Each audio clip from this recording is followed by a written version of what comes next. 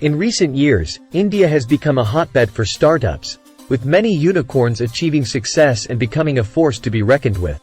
However, a significant number of these companies are domiciled overseas, leading many to question the impact this has on the Indian economy.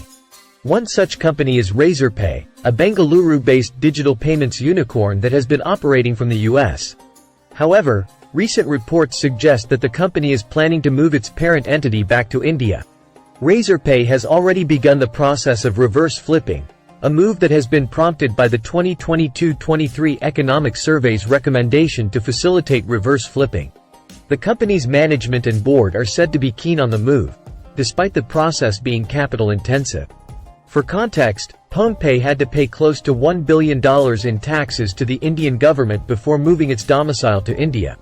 Razorpay is also said to be looking at a potential listing in India, although sources cited by ET noted that an IPO was not a priority. Razorpay was the second ever Indian startup to make it to Y Combinator in 2015, around the time when the incubator had started to look at Indian startups. The Fintech unicorn is currently valued at $7.5 billion and is awaiting a final decision on its application with the Reserve Bank of India for a payment aggregator license. The move by Razorpay comes as India has set up an expert committee to suggest measures to encourage local startups domiciled abroad to relocate to Gujarat International Finance Tech City's International Financial Services Center. The 2022-23 Economic Survey recommends a multi-step approach to facilitate the reverse flipping of startups, including measures such as simplifying the process for grant of Interministerial Board (IMB) certification for startups and simplification of taxation of employee stock options (ESOPs).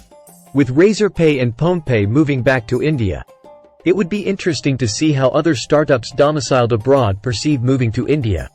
Data compiled by Inc. 42 shows that 20 out of the 108 unicorns in India are headquartered overseas, with around 75% of them being enterprise tech startups. With events such as the collapse of the Silicon Valley Bank and tightening regulations in the US, more startups might be incentivized to move their domicile back to India. The move by Razorpay could be the first step in a larger trend towards reverse flipping. As India's startup ecosystem continues to grow and evolve, it will be fascinating to see how this trend plays out in the years to come. Subscribe us for startup updates.